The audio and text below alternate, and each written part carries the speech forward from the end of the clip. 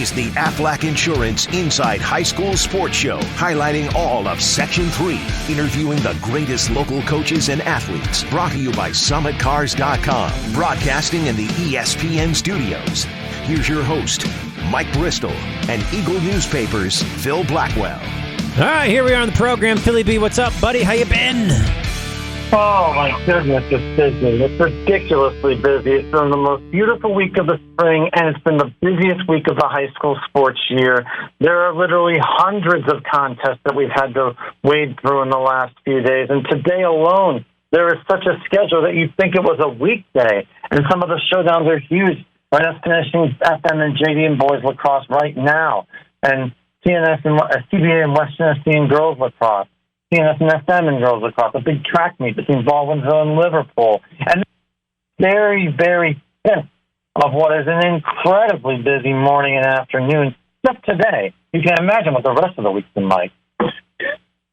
So, Phil, if you look at, I guess, all of sports that are finally underway now, it's got to be, and it's not obviously still normal, but it's starting to get that way, which is nice. I mean, yeah, I was just coaching my son's soccer game. Obviously, we were still wearing a mask, but now a lot of the fans aren't wearing masks. People that have been vaccinated or have the leeway to not have to wear one.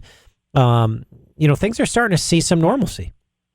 I'll tell you this: it is as busy as it's been since the pause in terms of high school sports. I mean, and we could argue it's been busier because they've had to cramp a season that's usually a few weeks longer than April and May into a lot less time, and thus you're seeing teams play 3 games a week on average, the lacrosse teams. West Tennessee baseball, for example, I think played 5 games this week. CBA had a doubleheader baseball on Wednesday, and they have a doubleheader today in 2 different places. This is what I'm talking about in terms of just the sheer volume of contests, or 2 track meets in a week if you're not doing the mass meets, like Liverpool. Like Liverpool's having Baldwinsville today, CNS next Wednesday. It's just dizzying trying to keep track. I know. All right, we've got a great program for you. Phil lines this up each and every week. You can check out all Phil's information when he does a top 10 at InsideHighSchoolSports.com. You can see all of Phil's awards, InsideHighSchoolSports.com. He does an incredible job, and he lines up these weekly interviews. Well, our SummitCars.com spotlight interview, we're going to be talking to Cazenovia boys track coach Mark Evans. And 2 years ago, Cazenovia boys track and field team, they made an impressive run to the Section 3 Class B2 championship. The Lakers, they might be just as good this season. They've already seen some of their athletes break long-standing school records in several different events while racing to a 3-0 start. All of this in tribute to the program put together by head coach Mark Evans. He'll join us with 3 of his star athletes, distance runner Jared Smith, sprinter Andrew Kent, and sprinter and jumper Slater DeLome. So all will be on the program. And they've just done a really nice job over Cazenovia. Yeah, Cazenovia has 2 impressive track programs. The girls program that Kurt Wheeler coaches is also undefeated, and they've handled things. But the boys program really has come into its own in the last few years. They won the sectional title a couple of years ago, and the fact is so many of those athletes were young, top athletes. Now they've come back, and they're putting in ridiculous times. I mean, among other things, with Jared Smith, he broke a record in the 1600 or the 3200 that stood for more than 50 years in that event, and he broke the record in the 1600 a couple of weeks ago. So, I mean, that alone, and Daleon's such a great athlete as well, and Kent can break 50 seconds in the 400. It's that kind of team that's strong everywhere. Yeah, you're right. Let's keep rolling here. Phil also lining up for our Nagel Turf interview with Auburn girls lacrosse coach Bill Dean. And while many different girls lacrosse teams have got off to terrific starts this season, perhaps no one has been as impressive as the Auburn Maroons.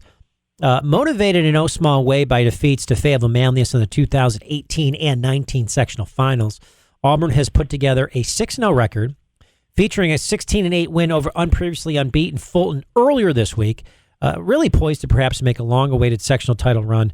So we're going to talk to the Maroons head coach Bill Dean. He'll join us on the program, go right through the program and all that he's accomplished as well. I mean, Auburn has been hinting at this for the last few years. They got really close, I think, in 2018 in the sectional final. Lost a close one. It was not as close as in 2019, but Auburn had a great team that went to the state championship game. But this year, Auburn, I think, is a team that if they'd been in Class A, might have been as much of a favorite in that class as anywhere else. the firepower they've got on their roster is as good as any team that has. And their defense has improved as well. And it's just all peaking this season with a team that has rolled through their opponents. I mean, the best wins they have over the likes of West Hill and a very impressive win over Fulton, who previously was undefeated heading into this week, and they beat them on Wednesday. Oh, you're right. You're right.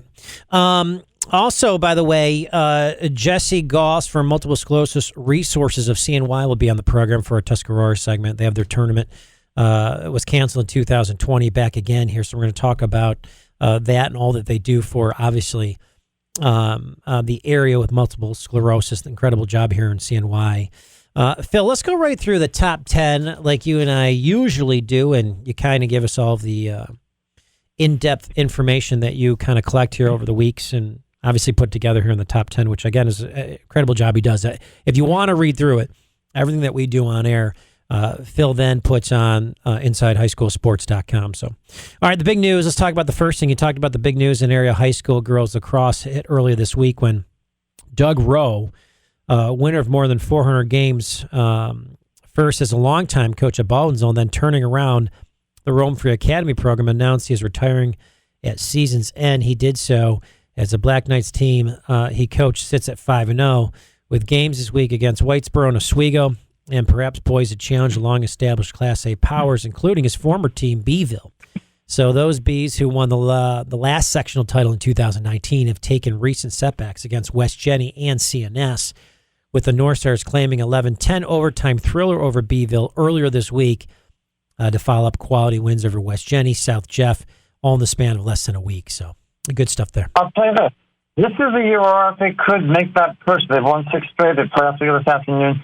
This is the sort of thing where there's no clear favorite in Class A because as the teams have faced each other, they've beaten each other to a degree. West Genesee and Baldwinsville have played twice. They split them.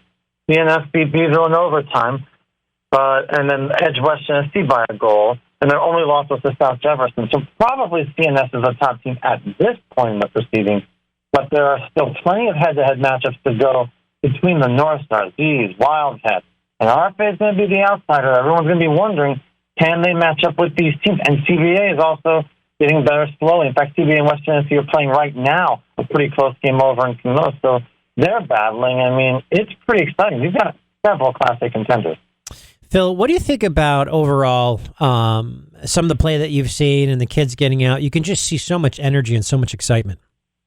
Oh, I mean, when you look at it, like I said, Auburn has clearly been maybe as strong as any team in the area, but also a skinny Atlas as well. I mean, they started a little later than other teams, but they've been undefeated and they've handled every opponent so far. They're still the Class D standard. Although South Jefferson from the Frontier League, with only one narrow defeat to CNS, you know they're going to be a factor by season's end as well.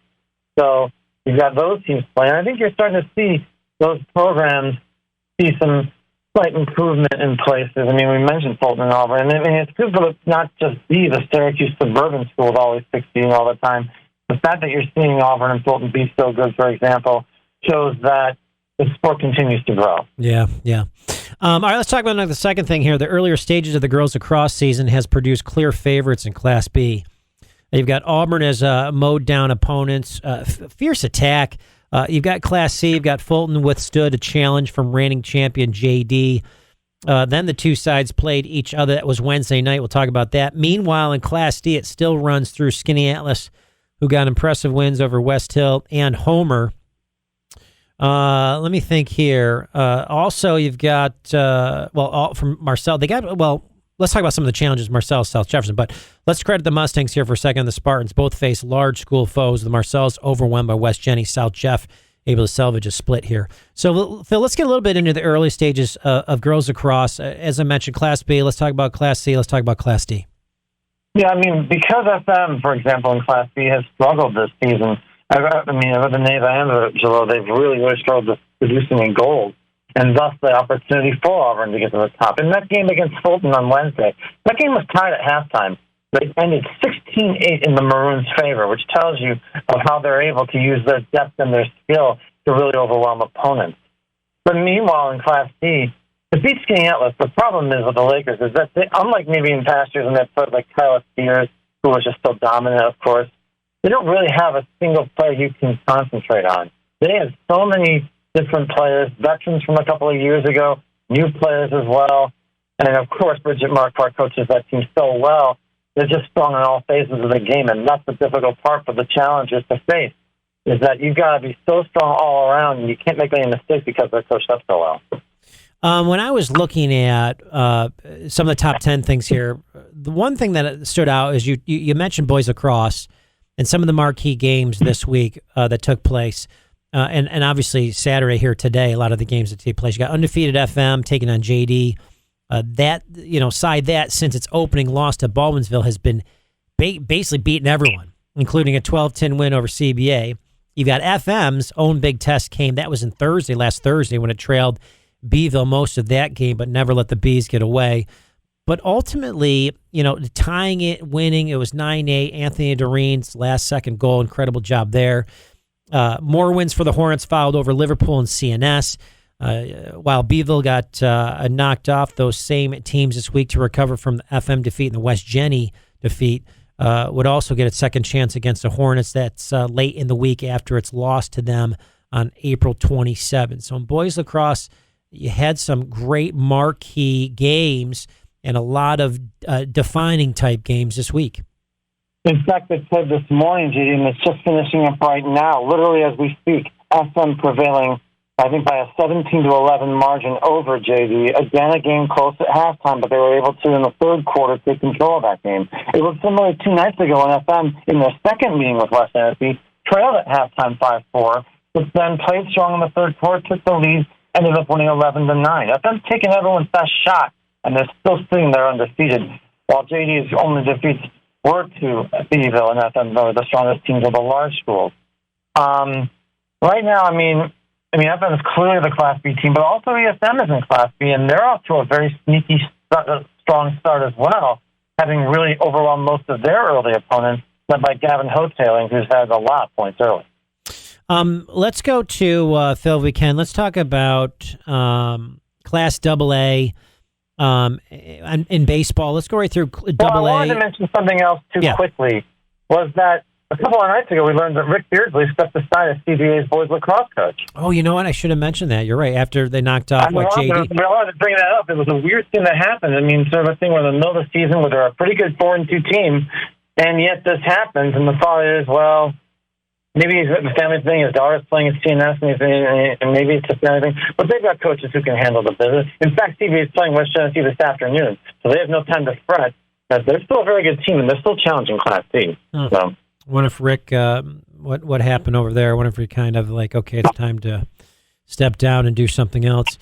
All right, well, the weather. Other things to do. Yeah, the weather cleared up here, as I just mentioned with Class AA. Let's talk some baseball action first. Baldwinsville in 5 games has allowed a grand total of 4 runs, and twice have pulled off 7th-inning comebacks to beat West Genesee. And then Liverpool. Also, the Bees were challenged by CNS here in boys baseball this week. A strong, deep pool of Class A contenders. As Phil and I have seen, they've begun to emerge here from defending champion. We got to talk about Whitesboro. They got off to a late start, but has won its first 2 games to a CBA side that has scored double-digit runs in each of its 3 victories, to the Cortland Purple Tigers, who have won its first 6 games, including back-to-back wins over JD earlier this week, one of them in 9 innings. Portland's had a great story this season. Cortland men pulled off back-to-back wins over ESM, so they're still undefeated. And CBA pulled off a double service from Bishop Grimes on Wednesday.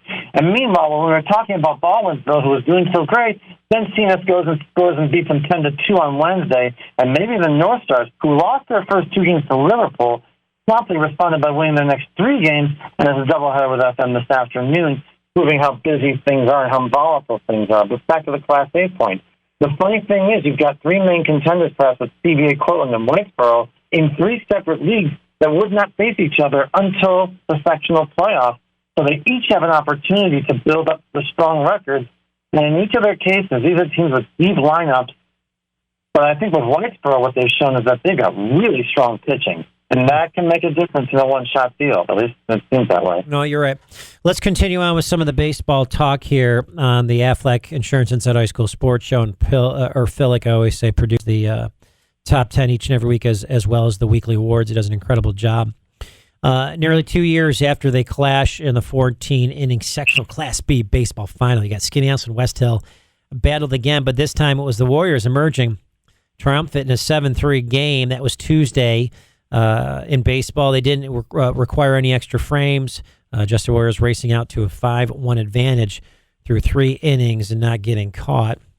Among the many stories emerging in small schools baseball are some no-hitters getting thrown from Bishop Blood. 8th grader Tim Dunham doing so against Port Byron earlier in the month.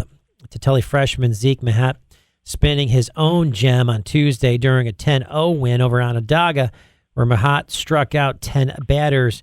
So as with Durham, Mahat pulled this off during the first start of their varsity career. Both very special markings on their career and so unique. I mean, to have, you would think kids are nervous and whatever. You got these 8th grader and a freshman both throwing a no-hitter.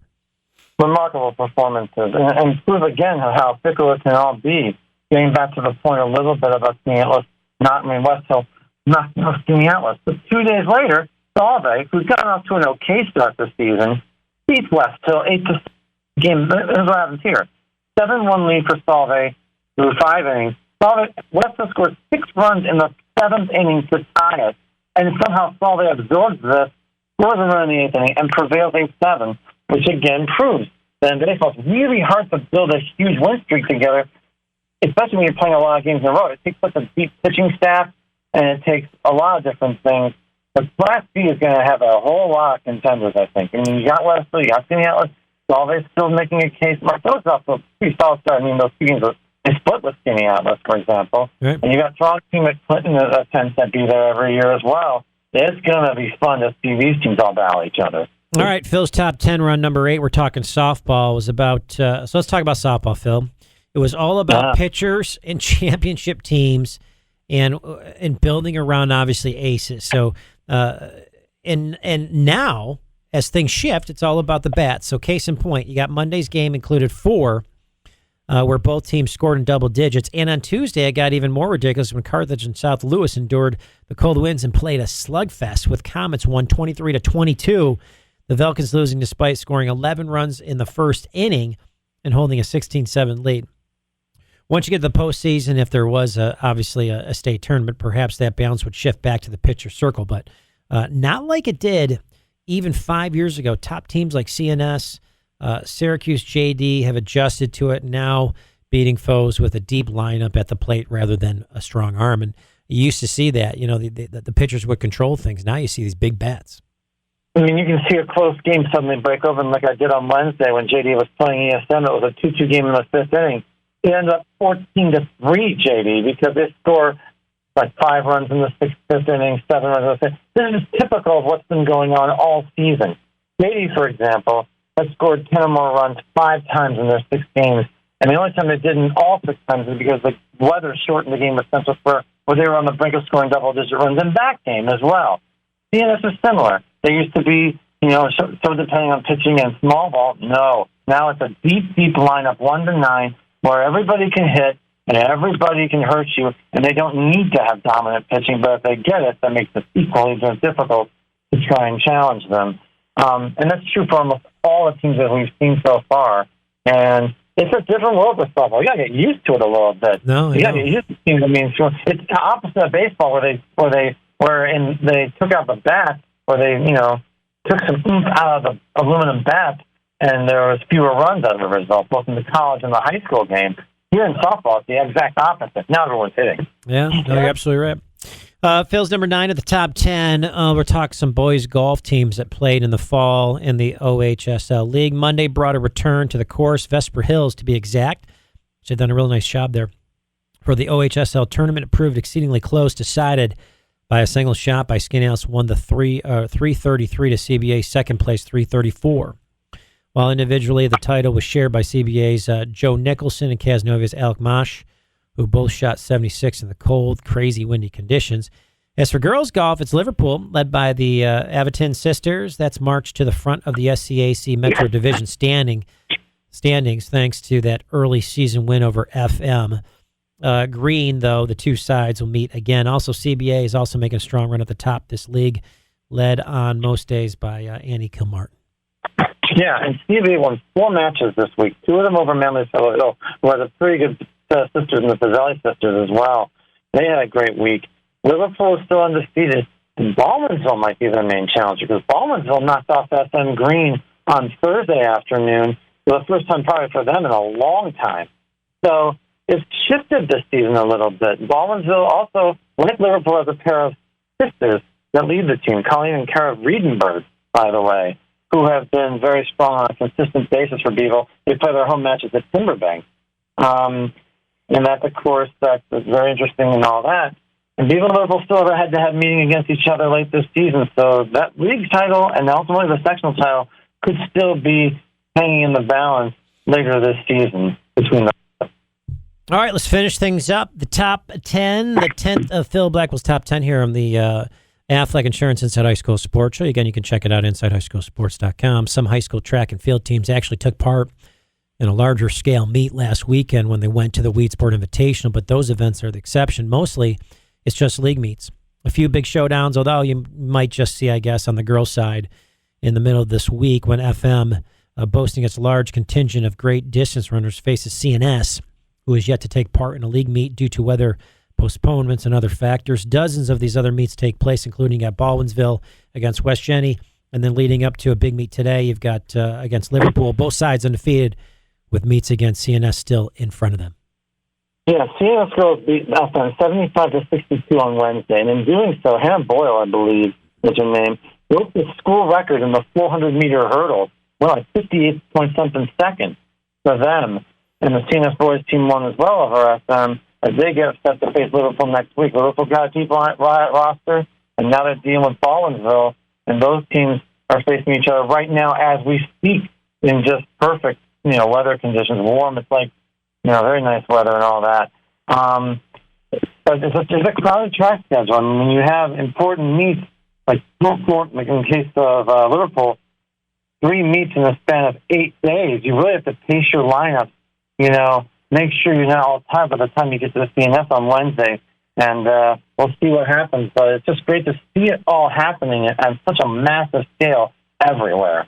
I know. Well, the great Phil Blackwell. Phil, it's always a pleasure to have you on the program. It's, of course, you are part and the main part of the program, and get you back in studio here. I know you're on your second shot, and you can probably start coming in. We'll get back together, which will be nice. If there's anything else, let's touch base. But Phil Blackwell, ladies and gentlemen, always great to have him on the program, do his thing. Phil, have a great weekend, bud. Thanks. Philly B. You can check out, as I said, Phil's top 10, as well as his weekly awards at InsideHighSchoolSports.com. All right, this is the Aflac Insurance Inside High School Sports Show. We've got our SummitCars.com spotlight interview. Cazenovia boys track coach Mark Evans and some players on a deck. Brought to you by SummitCars.com, ESPN Radio, 97.7 and 100.1. This is the Aflac Insurance Inside High School Sports Show, brought to you by SummitCars.com. All right, here we are back on the program. We got a nice long list of guests here on the program now. So again, thanks for joining us. Aflac Insurance Inside High School Sports Show. Mike Bristol and Phil Blackwell. Coach Mark Evans, also Andrew Kent, Dylan Elvicker, Slater DeLeon, and Jared Smith, and volunteer coach Dan Buddy will all be on the program here. But let's talk to Coach Mark Evans here real quick. Coach, how are you? Welcome to the program. Welcome. Thank you. It's good to have you on. Yeah, it's good to have you on. So let's talk about 2 years ago, we talked about track and field a little bit. Cazenovia made an impressive run to the section Class B2 championship, and Phil had pointed that out. As good as your team was in 2019, let's talk about this group. Looks even better, what they're up to. Talk about the athletes. Kind of go through everything for me about these guys. Awesome. Yeah, we got a great group returning. We really missed track last spring. When COVID hit, it was right at the eve of the track season. So we're so glad to be running track and competing. At this point, we're 3 meets in, and we've got a big meet this week against Jordan Elbridge on Wednesday. As far as we got a great core of hard-working track athletes coming back, 4 of which are with me today. We kind of built this up, and we got to. I'm really proud of the way the track program's gone in the last 5-6 years. These kids are just like rising on the shoulders of those who came before them. And Mark, you said Andrew Dillon. What year is Andrew Dillon, Slater, Jared? Okay, I'm going to let these guys talk because they're so excited about being on your radio show. We're going to just turn it over to these kids. Yeah. Andrew, let's go to you. Start with the junior. This is Andrew Kent. All right, I'm Andrew Kent, and I am a junior. What's going on, Andrew? So congratulations on the success. Talk about the program, as I just kind of mentioned, but how you guys have evolved to where you are. Well, we've got a great winning culture here this past couple of years with our success at sectionals. We got a great group of guys, always work hard every practice, and we've got great team chemistry. I think we're all very close to each other, and that helps us to perform at those big meets. Yeah, no question about it. And talk a little bit about the team and the team chemistry. Well, we have a little fun sometimes. I'm not going to lie. We like to. We might mess around a little bit, but the important part is that we get our work done, and we work hard every practice. Getting our sprints in, whatever it takes. Andrew, what do you do there? What do you run? What do you compete in? I'm a 400 to 800 type runner. Oh, you're tough. So, yeah, and I have thrown the shot a couple times too this year for some points. And a boy. All right, let's go to Dylan. Is it Dylan Elbicker? Yeah. All right. So, Dylan, what's going on? How are you? I'm good. How are you? Good. So talk a little bit about what year are you, Dylan? I'm a senior this year. So are the rest of the guys seniors, yourself, Slater, and Jared? Yeah, we are. All right. Let's talk about senior year. You finally get to compete. You got to be excited. Yeah, I'm so glad we're back. Having missed last year, it's just so good to be out with the boys again. And talk about just the camaraderie and spending time with the guys and just getting back at it. Yeah, especially this year, we're all glad we're all back out on the field, and it's just been such a good time so far. And we've all got that hard work mentality. We want to put the work in. We want the wins. Something I want to mention is you put in the hard work, you do all that kind of stuff. Talk about just a senior season and at least being able to compete and not having to sit out a season. I mean, that alone has got to just be so grateful for. Yeah, it's such a relief that we can finally get out and do what we love to do. And it's just, I'm so thankful that we're in school and we're in sports and we're not sitting at home just wasting away. All right. Let's go to Slater here for a second. Slater, are you there? I'm here. Slater, what's happening? Is it Sir De Leon? De Leon, yep. De Leon, what's going on, Slater De Leon? You didn't much. So listen, you don't have a track season 2020. You and your teammates clearly have stayed sharp, clearly have stayed in shape. Talk about what you did kind of in the off season and or having to step away until you could really compete. Now you guys can compete, but what did you do to stay sharp, you and the rest of the guys? Yeah, last year we came off of a good indoor season. We were really looking forward to a strong outdoor season. We had a lot of great guys. But Evans, he kept up with us virtually. He checked in. We stayed on top of the workouts. I know everyone here did their own workouts, lifting at home. We did whatever we could during quarantine to, get ready for this season. So, Slater, I know, though you're good at obviously both sprints and as well as jumping events, what do you prefer? What's your favorite? And what do you enjoy doing the most, event-wise? That's tough. I'm a big fan of the long jump. It's a lot of fun, just getting out there in the sand. But the 200 is a fun event. Being able to push yourself, but not have to run too much. Yeah, no, I gotcha. Let's bounce over to Jared Smith and have a quick note with him for a second. Jared, are you there? I am right here. Jared, so Cazenovia, we're talking Cazenovia boys track and field. We've got Jared Smith. Let's think about this. In the last 2 weeks, you've broken 2 school records. First, it was a 1600 against Skinny Atlas. I mean, how much did it help to have to chase Caleb Bender, a state cross-country champion? I mean, it's got to have helped with you and all your success right now. Well, I think the biggest thing for me was understanding how he races. Yep. I believe that he's one of those people who really likes to go out like a maniac, and then he kind of slows down near the end of the races. So I was really more focused on being my best, because at the end of the day, I can't control how he runs. I was just going out there trying to do my own thing, and at the end of the day, I did see that he started slowing down near the end, and I tried to go after him, but at the end of the day, I I was just really, at the end of the day, being an athlete, putting yourself in the right mindset to perform at your best ability and do your best, that's really what it can come down to. Whether or not Caleb was in front of me or behind me or right with me, I'm pretty confident in saying that I would have just taken myself right there to the finish line.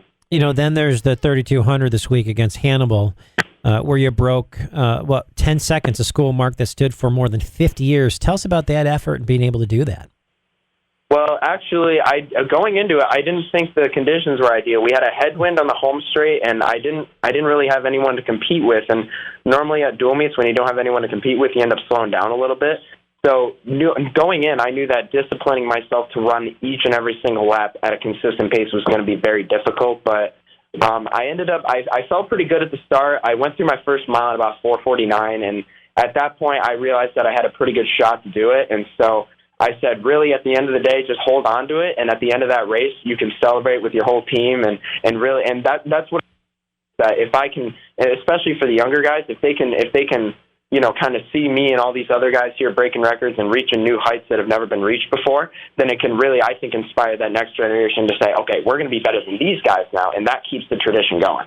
Andrew, let's bounce to you here for a second. Andrew Kent here on the program. Andrew, you there with Cazenovia Boys Track and Field. So we've already seen you nearly break, 50 seconds in the 400-meter dash. What is your target for a time in that event by season's end? Oh, well, I think my cream of the crop time would be breaking 49, but, race to win, and then the times will come. That's obviously the goal, just to win. I think it's smart. Let's go to your volunteer coach there, Dan Buddy. Hey there. What's up, Dan? So how long have you been volunteering for? Well, I was kind of like unofficial in the stands for a couple of years, and then I got licensed to help out Coach Evans here. Good. And so I had a relationship kind of building with the kids, but I also substitute at the high school. What's your connection? So a substitute teacher at the high school? Yes. So you look at a school of modest size. I guess someone that looking in the stands, it probably amazed you a little bit to just see how many guys are doing track and field, even at the interruption in 2020, and how good this program is doing. Absolutely. And then the kids, as Slater said earlier, the kids came off that indoor season just really raring to go, and that whole COVID just slammed them in the face. And to their credit, they trained. I saw them all the time, too. They trained all summer long, and they were doing really solid training exercises. So by the time they got here, they were in pretty good shape. We had the football overlap, but I think all in all, everything worked out to their advantage. All right. Let's go to Coach Mark Evans. That was volunteer coach Dan Buddy, now assistant coach with the Cazenovia Lakers track and field program. Coach, you look at, let's think about it. You coach football, right? Also an assistant for a long time at Cazenovia. Talk about just working with kids and just enjoying that. What a place to work and teach is Cazenovia. So for 37 years, I've been a physical education teacher and a coach, and for many of those years here at Cazenovia. And, this year it's been a really, really enjoyable year because we've been in person. 5 days a week. We had a couple, 7 days right before Christmas that we all had to go to remote because the COVID numbers were up in Caz. But the kids were all the kids, whether I was coaching them or teaching them, were so grateful to be in school. It's just a wonderful place to work. And the kids, as far as coaching, I coached varsity football for years, 7th grade girls basketball for years, and now I've kind of found a home with track since 2014. And I've really, really enjoyed the track. And you know what it is? It's these 5 guys that I'm sitting here in the gym foyer with right now talking to you that make it worthwhile. It's the kids and also the coaches that I get to, my colleagues that I get to work with. It's just been an awesome run. Hope to keep it going. No question. Well, thanks, obviously, for coming on the program. Our SummitCars.com is about an interview. Cazenovia Boys Track Coach Mark Evans, as well as Andrew Kent, his as players, the junior Dylan Elbecker, Slater DeLeon, Jared Smith, seniors, and volunteer coach Dan Buddy, now assistant coach. Guys, thanks for coming on, and best of luck remainder of the season, and we appreciate you being on ESPN. Thank you. Thank you so much. All right. We'll be right back. ESPN Radio, of course. And on deck, another exciting interview, our Nagel Turf interview. Auburn girls lacrosse coach Bill Dean will be on the program. And we'll talk about the Auburn Maroons. ESPN Radio 97.7 and 100.1. This is the Aflac Insurance Inside High School Sports Show, brought to you by SummitCars.com. All right, our Nagel Turf interview, Auburn girls lacrosse coach Bill Dean. Coach, how are you? I'm doing good. How about yourself? Good to have you on the program. Nice. It's great to see beautiful weather here in central New York. Everyone's all excited to get outside. It looks like the next, 5 or 6 days look gorgeous. So we've got you look at, I guess, different girls lacrosse teams got out to terrific starts this season. You look at the impressive start that the Auburn Maroons have had, motivated no small way by defeats to FM, Manlius, etc. 2018-19 sectional finals. Right now, 6-0 start, great record. Talk about how focused, how poised, and how good this team is. I think you hit the nail on the head with focused and poised. Going into the season, that's really something that we really wanted to start to address and talk about early on, was just, how is our mentality going to be going into the season. And the thing that we talked about is just, making sure that we're going through the process of just day to day. We don't really look past that. It's focusing on each drill, focusing on details, the small things, and just knowing that that'll lead up to the bigger picture when it's all said and done. So, I think that's been kind of the key, just mentally, to our start and how these girls have approached the game. Bill Dean, Auburn girls lacrosse, and I think this is accurate. I might be off by one or so. 9 seniors on the roster? 8. Okay. Yeah, you're close. 8 seniors. I was counting, so I'm off a little bit. I guess talk about catching up on skills, defense, everything else. Practice is starting a month ago. Obviously, having seniors, you got the experience. It's got to be a nice thing being able to kind of focus maybe more on offense, defense, or whatever it is, strategy more than, I guess, necessarily a ton on those basic fundamentals with skilled seniors. Yeah, absolutely. And we have a lot of girls on the team that have been playing for years, since they were little kids and stuff, and that's really when a lot of that fundamental stuff gets developed, and it's something that you're continually working on, but it is kind of nice to have the luxury of having 8 seniors and some good leadership and being able to just come into practices and, really focus on, all right, what's the game plan? Whoever we have next, how are we trying to play defense against them? How are we trying to attack with our offense? And these girls have just done a great job of actually going out and executing the game plans and believing in them, trusting in them, and then, like I said, just going out and performing. So it's been great to see. And we hope that it continues. You certainly have a very potent offense, 7 different players at or near double-digit goals already. Talk about why that's working so well. I think it's just the idea of spreading the wealth. We talk about not letting the ball die in your stick, just really kind of trying to be sharp with our passes, moving the ball well, and then looking for each other off ball, whether it's, adjacent cuts or off ball or backside cuts or whatever it may be. And the girls, again, to their credit, have bought into that. So I think that's one part. And then, we just tell them it's tough to scout a team. It's tough to come up with a defensive game plan when you have multiple scorers, when you have, 4, 5, 6 girls that can put the ball in the back of the net, and makes it very tough for other teams and puts the pressure on them a little bit, as opposed to, maybe just having 1 or 2 that are kind of doing all of the heavy lifting for you. Talking Auburn girls lacrosse, Natalie Calandra Ryan already, past 20 goals. Talk about improvement in the 2 years since the Maroons last played. For Natalie, specifically? Yep.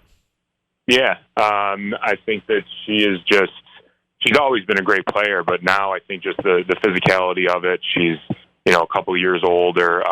She has great hands, great feel for the game, great lacrosse IQ, and she's a big, tall target. So, I think that the biggest development in her game has just been kind of that physical development where she can really kind of use her length and use, her height to get herself into good spots to either feed or to get a shot off. And then the rest of it is just, the fundamentals of her game that she's been working on since she was 5 years old or 6 years old something like that, where, she's got incredible vision, incredible hands, good footwork, and just her timing is spot on. She knows when to attack and when to pull it out and when to move it. So she's playing at a high level right now. Bill, talk about, I think it's Gracie Giannatino, senior there, obviously leads the team in assists. How she adjusted to the defenses, I guess keying in on her passing skills and still delivering these great assists. Yeah, I think one, it's because Gracie is a good dodging threat, and that's something where I know if you look at the stat line, you think you see all the assists, and maybe it's just a casual observation. The assist, you would think that she's strictly a feeder, but I think she's a feeder because of her dodging ability and because she's a threat to dodge, that she's getting double teamed or she's drawing that slide a lot of times. And then now she's got the prowess and the ability to kind of back that off, keep her head up, keep looking into the 8. And then again, like I said earlier on, with a lot of our off-ball cutting and backside cutting and stuff like that, she's been able to find some girls and just really live off of that and piling up those assists. Coach, real quick, let's look at the Fulton game. I think it was 6-6 at halftime. Then you just poured it on 10-2 the rest of the way. What did you have to adjust? Biggest adjustments were where we were attacking their defense on offense. So they did a great job. A lot of credit to Dan and Coach Weaver over there, because they came out with a great game plan defensively. They kind of shifted a girl into like a little bit of a backer role when Gracie had the ball down low, and they were kind of trying to keep her out away from being able to dodge or being able to feed. And I think once we realized that and kind of figured out where they were pressing and where they weren't, we shifted Nat, Glenda Ryan. She started playing more up top. That kind of opened things up for Gracie a little bit, opened up things for Abby a little bit, and we were able to just start to penetrate their defense, get good looks inside the 8, and finish our shots. So awesome job, Auburn girls lacrosse coach Bill Dean. Coach, thanks for being on the program, and great job this season. Yeah, thank you. I appreciate it. All right, thanks, Coach. Have a good one. Coach all right, Bill, you as well. Thank you. Coach Bill Dean on the program. Very nice job of the Auburn Maroon girls lacrosse program. On deck, we are going to finish things up here in the Inside High School Sports Show. Jessa Goss from the Multiple Sclerosis Resources of CNY will be on the program. This is the Aflac Insurance Inside High School Sports Show. It's presented by SummitCars.com. This is the Aflac Insurance Inside High School Sports Show, brought to you by SummitCars.com. All right, here we are back on it. Thanks for joining us on the Aflac Insurance Inside High School Sports Show. Jessa Gross on the program. Jessa, how are you? Hi, how are you? Do I have it right? Is it Gross or is it Goss? Because Phil it's wrote... Goss. All right, so Goss. Phil, so my producer this time, Jordan, you wrote Gross, which is not nice, and Phil wrote Goss, so I got it. I had a great basketball coach named Joe Goss. You're not related to him, are you? No. All right. Well, let's talk about our Tuscarora feature, and Tuscarora, great golf course right up the street, and a beautiful country club, and your tournament's back there. Talk a little bit about, I guess, first and foremost, Multiple Sclerosis Resources of CNY, when it was established, and all that it offers here to people. Okay, well, we actually established our agency in November of 1998 with Bill Jackson and a group of individuals from the community that felt that the needs of the MS people were not being met here in Syracuse. So we started the agency. We're into it over 22 and a half years now, and we've been providing all kinds of services to our clients in central New York. We have over 1,500 clients registered with us. Absolutely incredible. How excited... go ahead. I'm sorry. No. So I mean, we have a whole host of services that we, provide to them, including obviously information on the disease and the latest drug therapies and support groups and newsletters and educational programs and a whole gamut of things that people can go to our website. It's msresources.org. And view everything. And I've heard on a spectrum, there's several different levels or varieties of MS in terms. Yes, there are 4 different types of MS, and people, they're just diagnosed to mild relapse remitting to severe cases, and every person is different. Every symptom is different, so there's no 2 that are exactly alike. And unfortunately, there is no cure for it right now, but there are numerous treatment options out there that help slow the progression and medications to help manage the symptoms. Yeah, I've heard they've come a long way. I've heard they've come a tremendous way, and I heard it's very impressive now, the different therapies and drug therapies and things like that. Yes, there's quite a few.